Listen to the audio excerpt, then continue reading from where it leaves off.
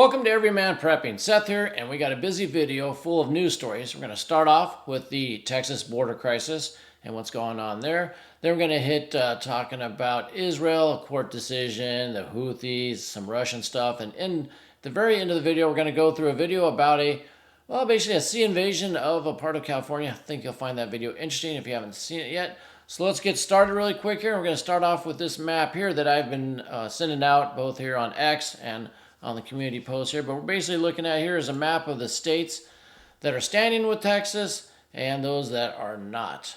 So what you can see here is the ones in red are the states the governors came out. There's 25 of them that have said we're going to stand with Texas. We support what they're doing. The ones that are shaded red are the ones that have sent National Guard. I keep updating this a couple times a day as I get more info. We just added Missouri here on here for sending their National Guard troops they have there.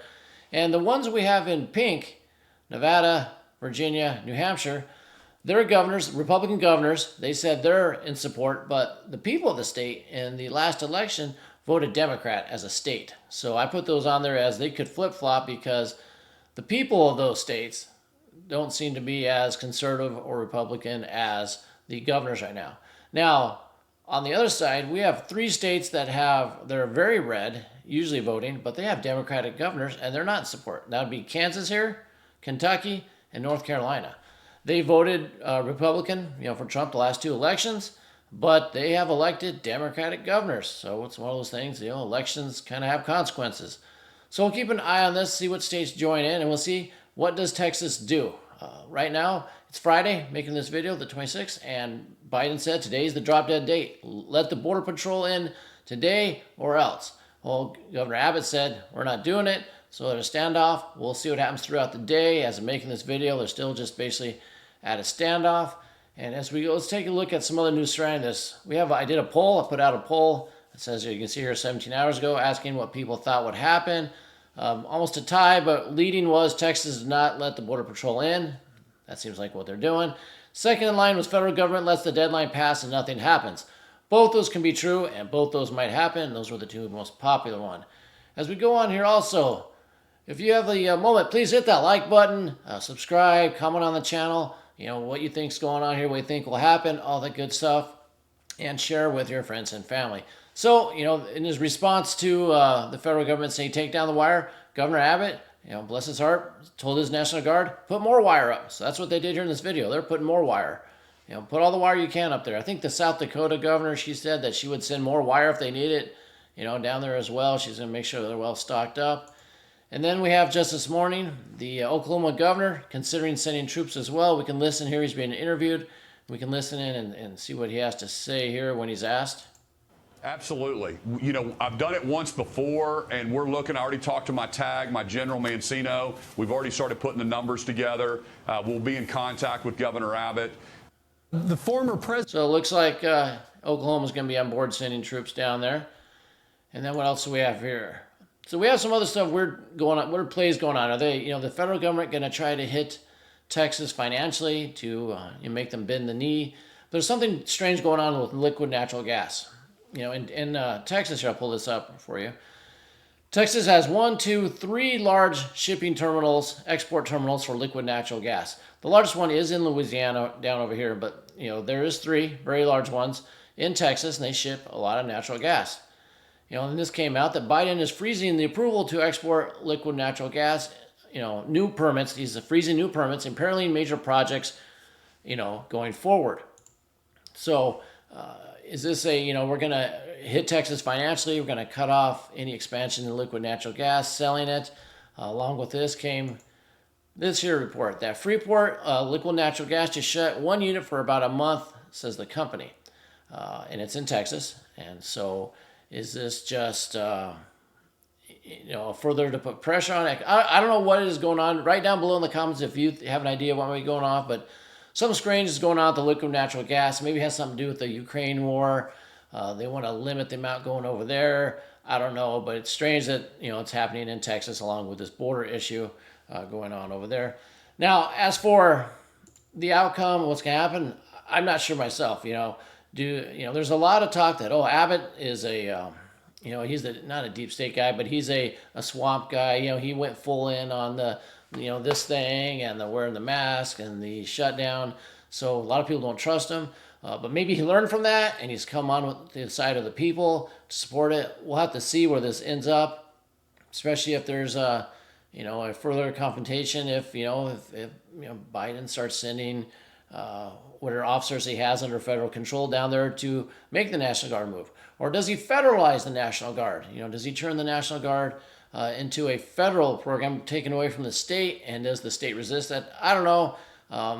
It's an election season, election time going on. He's kind of stuck, Biden's stuck in a hard place either way. We'll see how it turns out. I'll let you guys know. Said write down in the comments below where you think we're headed with this, but we could be heading to that, head-on-head confrontation here pretty soon. We shall see. In fact, let me put this up for you. We have Dmitry Medvedev, our favorite Russian, secretary, the deputy chief of the Security Council over there, who loves to threaten nuclear war. But he's chiming in on this Texas thing. And he says, establishing a People's Republic of Texas is getting more and more real. So we got the Russians chiming in. Some of the important parts I want to point out what he said. If you want to, pause and read this, you can do this as well. But I'm going to go down here a little bit and read some of the important parts that I thought out. He puts out that the very people that are mulling this over the separation, there are known cases in history when some states tried to break away from the Union and form a confederacy. The end result was a bloody civil war which cost thousands and thousands of lives. Very true. Almost a warning about what's going on there. It says, either way, America can face an unsolvable constitutional crisis and for long fall into the abyss of a new, possibly even more destructive civil confrontation. And the Western world, with its breath held, will be staring at the American mess in fear. And he said, well, it's a problem. So yeah, the Western world, if there was a civil conflict here, the rest of the West is going to be, in trouble because we're out there trying to support everything. We're giving weapons, monies to Ukraine. We're trying to help Israel. We're trying to fight China. If we have a big problem on the home front, that's probably not going to happen, or it's, we're going to be spread too thin, and then the West worries about what they're going to do. So he's got a good point there. And then he has something very interesting to say in the last part here. He said, the rest of the world is crunching on its popcorn, is watching, not without malice, so that's with malice, not without malice, an attack of the great loser's bad disease. So he's basically saying, hey, a lot of the world is watching this with popcorn, the meme where you're just watching the popcorn because you're excited to see what happens. And they're saying with malice. Yeah, they would love the United States to tear each other apart. They'd love us to go at each other and tear us apart and get out of the rest of the world. So that's the viewpoint from, the outside and the Russian stance that, that I think they're hoping that, something like this happens. So just want to put that out there from old Medvedev there so we can kind of get, a feeling of what's going on from the rest of the world. Then we're going to switch gears now and go away from that into some of the other world events. We have U.S. Central Command here saying that Houthis fired another anti-ballistic missile at a ship. They're saying no damage, nothing hit, but Houthis are still at it, undeterred, going strong. Moving on to Israel, we have the International Criminal Justice Court, ICC, all that, ICJ come out, and they gave their findings on if Israel is committing genocide. South Africa put up, they went to court to present their case. Basically, they came up with 4 things here, all saying that Israel must stop genocide. They didn't accuse them of genocide, but they got to say, you got to really do everything to not do genocide. Not commit any acts of genocide, must ensure none of the aforementioned has occurred. You must give sufficient aid to the people in Gaza. Urgent measures to ensure conditions of life exist. So forth and so on. But lastly, they did put on here, the court calls for the release of all hostages. You're going to see on media out there that hardly that point number F is put out there. No one's talking about the court's calling for all hostages to be released by Hamas. They're not calling for a ceasefire. This court has no teeth whatsoever. No nation has to do anything that they say. They hold no binding contract against any nation. So it's more just rhetoric. Israel's not going to pay attention to it anyway. Hamas is not going to release the hostages based on this, so it's a big dog and pony show if you ask me. Moving on from there, we see that, this article from The Hill, that there's a United Nations, I don't know what happened to my highlighting here, but let's highlight so you can see it right here.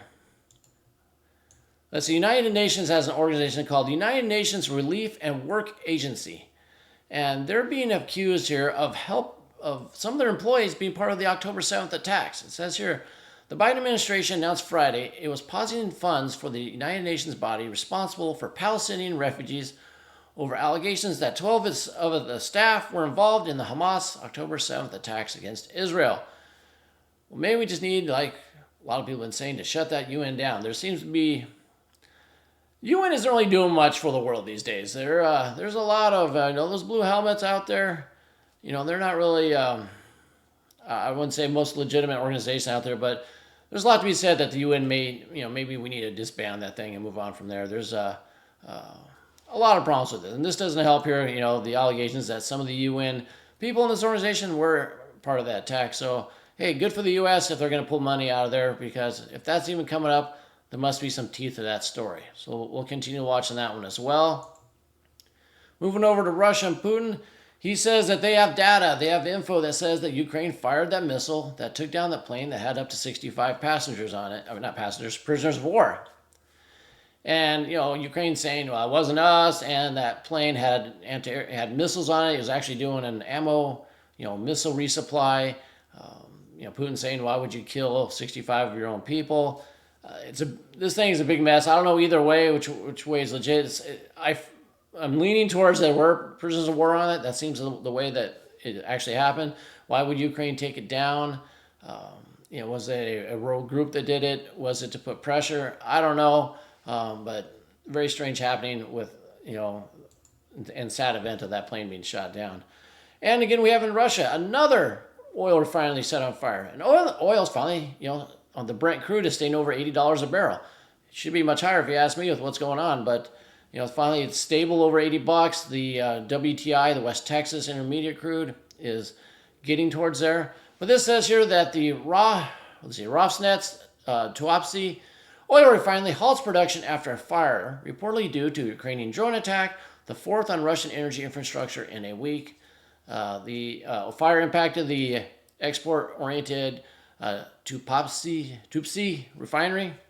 So more refineries going up in smoke. It hurts, the oil exports of the Russians. It hurts their home front. It seems to be an area of concentration for the Ukrainians.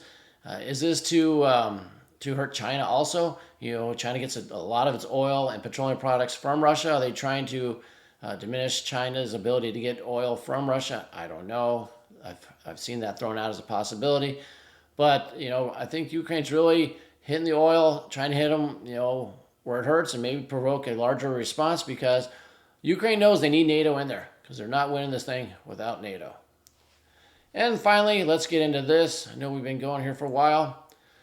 This here's a video of basically a seaborne invasion by ship of some, we won't call them immigrants, well, by people invading La Jolla, California. And La Jolla, California, if you don't know, is bound by San Diego. It's a very rich area, very posh. And you can see here that we got immigrants just storming in. Now, before I play it, think about this question here. Think about this. It's so easy to get to one of these border crossings, especially in California. You can probably go to the Tijuana crossing and just walk across, and they're going to let you straight in. But Arizona, New Mexico, besides Texas, it's easy to get across the border. We all know that because it's all happening. So why are you taking a seaborne route in where you have to sneak in? Why not just come across, claim asylum? Because once you do that, you're given all the rights, all the protections. You're given a court date that's probably 10 or 15 years away. You're given money, food, shelter, all that. Why not do that as opposed to risking a sea landing, basically, where then, you can't claim asylum. You're not, getting any supplies or help from the government right away. You're basically running into a city. So why do that? And then think about who's paying for this. That boat's not free. Those engines on it, I'll show you, pretty nice. And they just dump it and leave. The boat's just dumped. I don't know if some, they call them coyotes on the southern border, or we want to call these sharks or something. If they come, if the sharks come, take the boat back and sail it back to wherever it came from. Two things to think about. Someone's paying for this, and why would they be doing this unless, these really aren't people looking for a better life. Maybe these are people looking to do other stuff within the country and they don't want to go through the border system. But here we go. I'm going to turn the sound off at first because we don't need to hear the boat motor noise coming in. But as you can, let's see if I can make this full screen. If that helps. There we go. So they're just, it looks like, you know, this was the Navy SEAL doing a landing for an attack, basically. You know, this is how they'd come in. You know, they're plowing straight into the beachhead here. And you know, they go right in. And then I'm going to break some time here because this guy takes a while just staring around.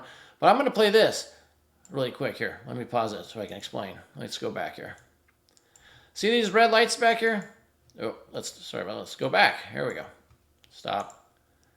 Those flashing lights are either police, fire, someone. And you're going to hear them pull up.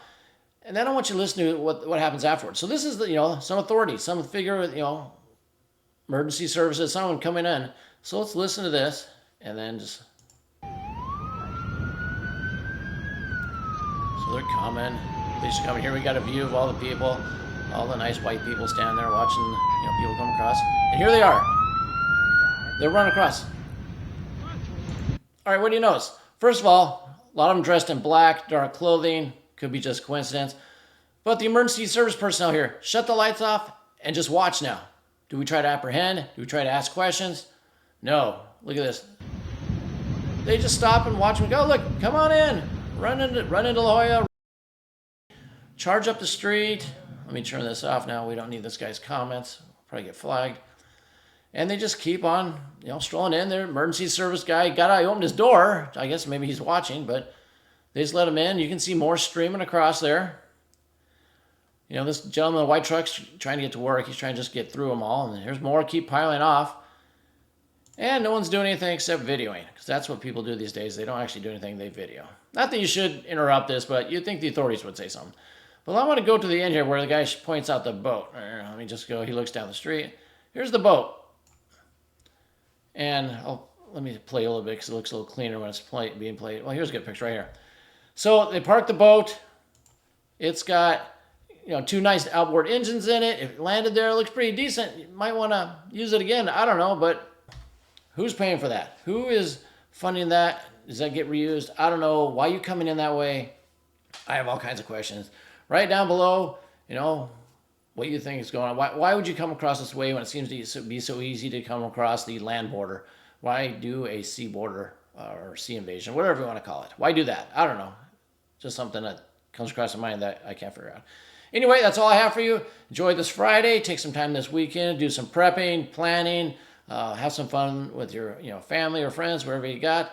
But it's getting closer. You know, you got the Texas thing. You got the wars everywhere. You got what I just showed you going on. So make sure you're doing your prepping. And until next time, keep your ear to the ground, head on a swivel.